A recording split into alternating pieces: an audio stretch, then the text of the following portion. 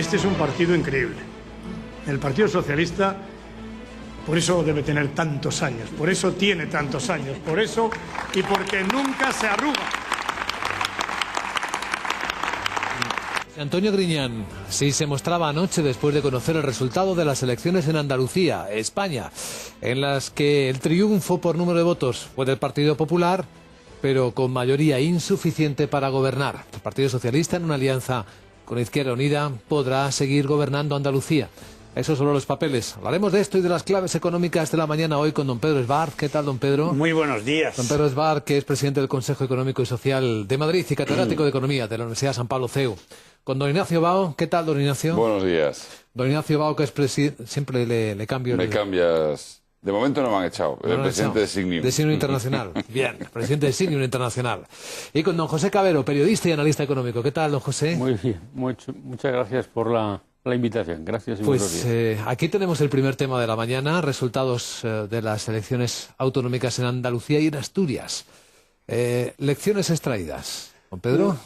En mi opinión, ha sido un fracaso pequeño, pero fracaso, del gobierno del PP y del partido, el PP, porque en ambos sitios no ha conseguido lo que quería. En Asturias, más claramente que nunca, puesto que allí no han podido subir por encima de los escaños que tenían. Y en Andalucía porque parecía que estaban seguros de ganar y no ha sido así. Esa seguridad quizá les haya hecho daño. También es muy difícil en Andalucía ganar después de un programa de reformas profundo, que es el que está intentando hacer el gobierno, porque es una comunidad muy tradicional, muy conservadora en ese sentido, conservadora del tipo de Estado que teníamos y que yo creo que ha fracasado. Yo creo que es grave lo que ha ocurrido. Es grave para el futuro del programa del gobierno del PP y también es grave para la propia España, porque después de haberse descubierto toda esa corrupción, no haya habido un cambio en la opinión y además haya habido tanta abstención de gente del PP, porque ha caído el voto del PP, eso me parece una cuestión grave y hay que reconocer que es una derrota para el tipo de reforma que yo defendería. Bueno, ha caído el voto del PP, ha caído mucho el del PSOE.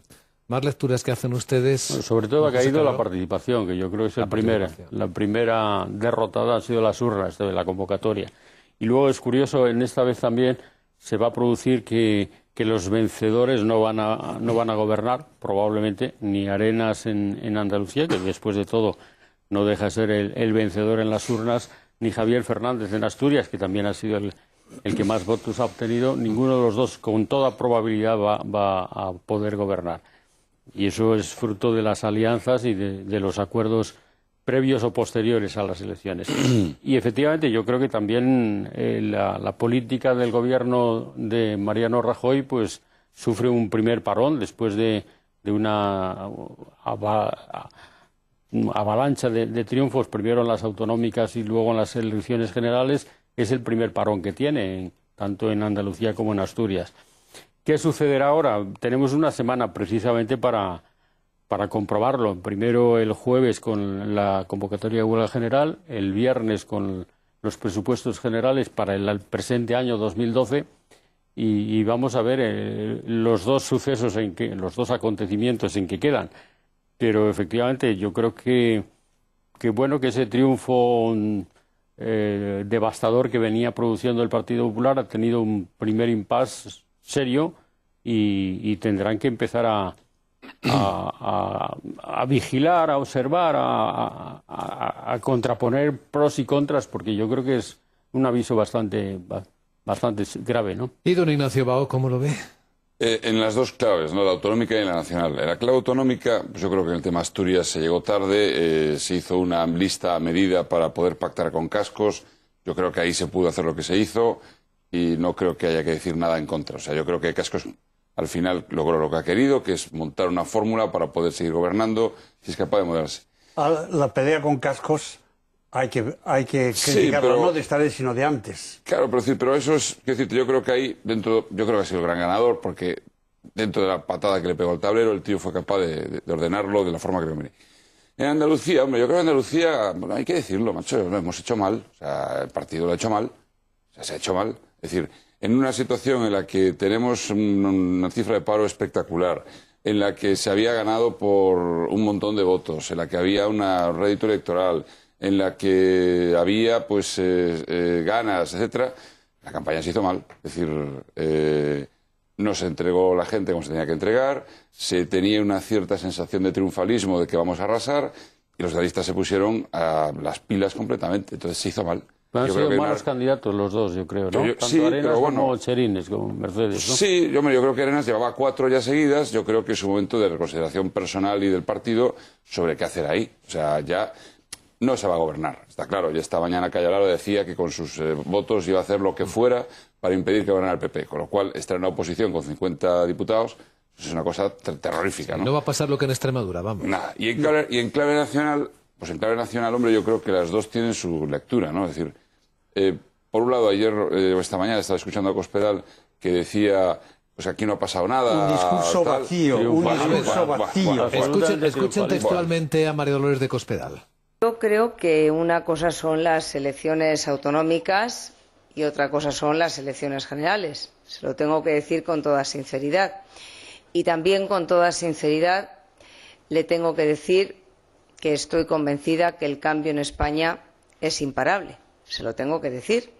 Que tenemos un gobierno que está haciendo las reformas que España y que nuestro país necesitan.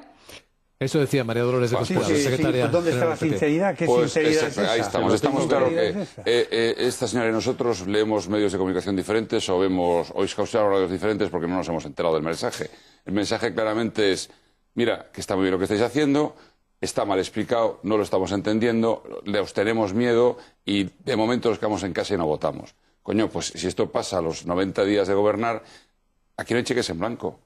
Tenemos 4 años de gobierno, vamos a ver si somos los únicos que nos repetimos. Es decir, aquí te están diciendo un mensaje a los pocos días de entrar en el gobierno terrorífico, ¿no?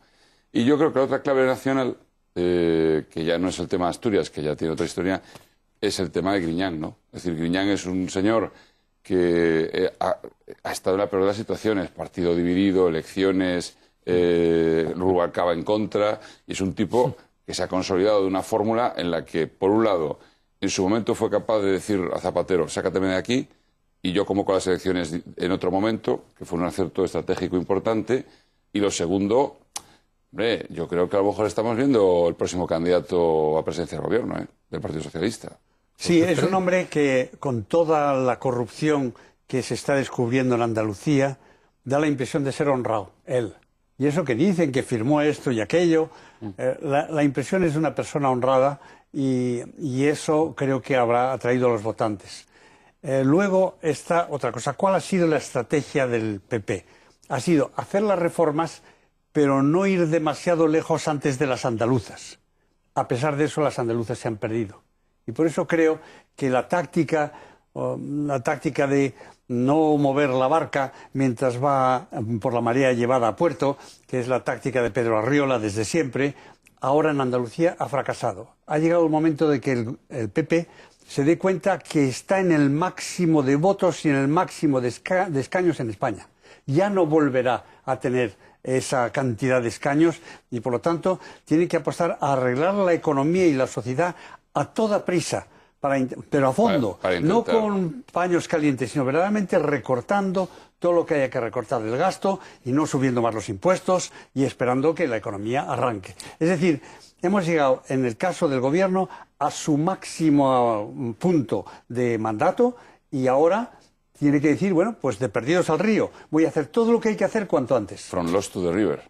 En la prima de riesgo de España, después de este azaroso fin de semana para España, cuyo nombre apareció en los medios de todo el mundo por distintas razones, se mantiene, no sube más, tampoco baja mucho, 349 puntos básicos. Y lo digo no solo por las elecciones autonómicas y los resultados que acabamos de comentar, sino también por lo que ha pasado con el primer ministro italiano, Mario Monti, que primero dijo que le preocupaba a toda Europa lo que pasaba con España, que había que monitorizarla de cerca, que ahí estaba la posibilidad de riesgo de contagio ahora mismo, y luego tuvo que desdecirse después de una airada protesta del gobierno español. La verdad es que los dos socios más próximos, Francia e Italia, tienen unos presidentes de una amistad bastante condicionada. Sí, bastante problemática. Sarkozy en campaña electoral ha llegado a decir que afortunadamente gracias a él los franceses no estaban tan mal como los españoles, que los españoles estaban padeciendo una situación complicadísima, y Monti efectivamente pues ha venido a decir lo mismo, que España es la grave preocupación de Europa. Qué bien funciona lo de desviar la atención a otro, ¿eh? Si esto, claro, si estos son amigos, que venga Dios y lo vea, ¿no? Y bueno, afortunadamente a Monti pues se le ha hecho recapacitar y parece que ha reculado, ha dicho que no, que Rajoy está haciendo grandes esfuerzos y que la política española se está reencauzando, pero aún así yo creo que la huella la ha dejado y la amistad ha quedado muy, muy en entredicho. Pero fíjese cómo han intentado paliar, aplicar un poco de bálsamo, porque en el fin de semana, en un encuentro informal, en una caseta de Finlandia de caza, se reunieron el primer ministro finlandés, Olli Rehn, el comisario europeo de Economía, que ha sido el más duro con España en las pasadas fechas, con el secretario de Estado español, Íñigo Méndez de Vigo, y dijo Olli Rehn a los periodistas que pudieron acceder a hacer las fotos, estaban todos vestidos de informal, en chándal alguno incluso, y con zapatillas de deporte. Dijo que confiaba mucho en España, que estaba totalmente seguro de que España iba a hacer lo que debe. Bueno, vamos a ver los presupuestos del viernes, ¿no? A ver pues, qué sorpresas nos trae. Ahí está. Espero que no haya ninguna subida de impuestos, porque no está el país alguna para aguantar. sorpresa traerán, ¿no? Y tendrán que recortar muy a fondo. Me ha llamado la atención la reacción de los empleados de la COE y los pequeños grupos que están alrededor de la COE, a los que se ha preguntado si la COE tenía que vivir solo de las aportaciones de las empresas que son sus miembros o también de la subvención del Estado. Y han dicho que es un derecho, igual que si fueran sindicalistas, la mayoría, que es un derecho a tener la subvención porque tiene un papel importante en la sociedad española, y únicamente Arturo Fernández ha dicho que ese tipo de actitud no es la que necesita la COE, ¿no? Porque Arturo Fernández sabemos que es un gran empresario y que sabe muy bien por dónde tiene que ir la representación. Bueno, pues esa actitud como templada, poco decidida, espero que no sea la de los presupuestos, sino que, bueno, no se ha ganado en Andalucía y ahora lo que hay que hacer es todo lo que debemos hacer, no solo una pequeña parte intentando que no nos odien o que nos rechacen. ¿Y cómo ves la huelga, Pedro? La huelga me parece un tigre de papel. ¿Algo has leído esta mañana que te has cortado? ¿Algo te ha asustado esta mañana? Bueno, esta mañana, pero ha sido el resultado electoral. ¿Qué habrá pasado? ¿Qué habrá pasado? Se han publicado algunas encuestas diciendo que apenas las ha visto don José, ¿verdad? Voy a tener que dejar la barba. Que apenas alcanzará un 30%. Un 30% de intención de seguirlas. Sí, hombre, si al final con la huelga el tema es el tema de si somos capaces de ya madurar y dejarnos de los piquetes, ¿no? El tema del transporte público y todas estas historias, pactado los hechos, que cada uno vaya al trabajo si quiere o no quiere. Yo creo que ese es el escenario. Pero yo creo que hay bastante temor en el propio PSOE de que la huelga pues no sea precisamente un triunfo, entre otras cosas porque piensan que se ha convocado excesivamente deprisa, excesivamente pronto, y en una situación en la que el país es consciente de que la huelga no aporta nada, no resuelve nada, sino todo lo contrario. Y en esa coyuntura yo creo que el seguimiento probablemente sea escaso. Escaso teniendo en cuenta que siempre una huelga convocada por las dos grandes centrales mayoritarias y por algunas otras que se le suman, pues va a conseguir movilización o paralización de una buena parte del país, dependerá sobre todo de los transportes. Pero yo creo que no será ese paseo militar que alguno pudo suponer. Sí, la huelga, como digo, me parece que no tiene nada que ver con nuestra situación. Primero, no es buena la imagen que proyecta en Europa y es lo último que necesitamos en el mundo, lo último que necesitamos financieramente en estos momentos. ¿Qué pretenden conseguir? Que no sea una reforma laboral tan profunda. Es que no ha sido lo suficientemente profunda y lo saben todos. Y por eso no creo que el Gobierno se vaya a echar atrás y que la ministra de Trabajo, de Empleo, como se llama ahora, se vaya a echar atrás. Por lo tanto, es un gesto, un brindis al sol, que creo que no es bueno para España y no es bueno tampoco para los sindicatos. Gráficamente, cuando se ve cómo se comporta la economía después de las huelgas generales de todas, independientemente del gobierno al que se la hagan, la economía siempre baja. O sea que las huelgas generales acaban haciendo daño a un país. No, sin duda. Sí, y además hay unos presupuestos, unas previsiones de gastos o de costes.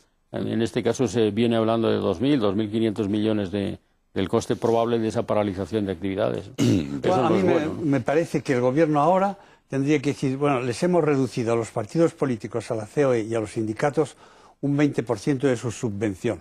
Reciben otras subvenciones la COE y los sindicatos porque con las clases que dicen que dan, reciben dinero de la Unión Europea y reciben dinero del Gobierno. Pero en cuanto a la subvención directa, es el momento en el que el Gobierno tendría que decir, mire usted, de aquí hay que cortar. Pero que ni un céntimo. Todo. Gobierno central y autonómicos, que también aportan. Sí, sí, y entonces que quede naturalmente lo que se les paga por dar clases, por formar a los parados, pero que no quede una subvención que no se explica. Al final, efectivamente, eso es que no es compatible con la situación en la que estamos, ¿no? No.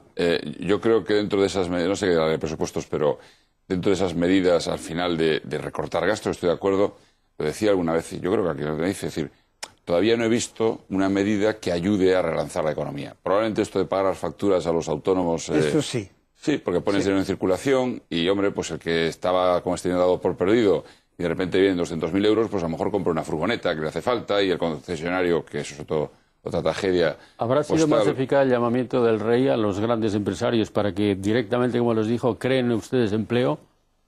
Yo creo que no, porque al final el tema de crear empleo, para crear empleo tienes que tener una previsión de beneficio. Las grandes empresas, hoy las grandes empresas, el tema es que están todos yéndose fuera, ¿no? Yo creo que lo comenté aquí, en Colombia me decía el embajador, dice, aquí ya viene el que tiene hasta 4 latas de aceitunas produciéndolas, ya viene aquí a venderlas, ¿no? Ya todo el mundo se quiere ir de aquí. Pero el tema es que aquí no hay financiación. Entonces, al final, el problema es que mientras no solventen el tema de la financiación, que en Gran Bretaña han sabido hacerlo, es decir, en Gran Bretaña han conseguido hacerlo diciendo el gobierno, mire usted, yo voy a dejar dinero para solventar usted el tema en el banco, pero tiene que esto impactar en el volumen de inversión crediticia. Y si no impacta, pues yo voy para adelante y intervengo totalmente, ¿no? Aquí nos hemos preocupado de arreglar el tema bancario de una forma... Pero hemos visto tarde y ya eso... ven que con quejas. No, pero eso porque las ayudas ahora Unicaja España Duero están en la portada de todos los medios. Les hemos dado dinero a los bancos para arreglar el sistema, pero no le hemos obligado a que eso se lleve otra vez hacia el sistema. Entonces, el tema es que mientras no haya un volumen de crédito, y no veo que se habilite, ¿no? Estoy viendo que tú tienes una página del ICO, el ICO al final pasa por una entidad financiera, la entidad financiera te lo deniega, por mucho que el ICO te quiera dar, al final la entidad financiera no asume el riesgo, porque estamos en la misma historia, ¿no? Yo me pregunto si no habría sido mejor hacer un banco malo y no intentar salvar las cajas y los bancos que no van bien, salvarlas uniéndolas o casándolas con las que sí, los bancos que sí van bien y las cajas sí van bien. Eso no me parece que haya sido una buena solución. Yo no sé si alguien tenía una idea de conjunto de cómo iba a producirse todo esto, porque de repente, si nos dicen hace 2 años que los 45 cajas iban a quedar reducidas a 2 o a 3 o a 4... yo creo que hubiera sido muy increíble todo, ¿no? Sí. Y se ha producido incluso casi sin darnos cuenta, de una forma muy inadvertida. Así es. Y la revolución ha sido Hay una profundísima. cosa más, y es que la economía española necesita precios más bajos. Y la vivienda necesita precios más bajos para que alguien pueda empezar a comprar. Entonces, se ha tardado en decir que miren al balance, estas entidades financieras, para ver qué vale en lo que han invertido, qué vale lo que tienen de inmobiliario. Y la energía. Y la energía don también. Pedro Esbá, don Ignacio Bao y don José Cabero hoy en la Tertulia Capital. Gracias, amigos. Feliz Muy jornada. buenos días. Muchas gracias. Buenos días.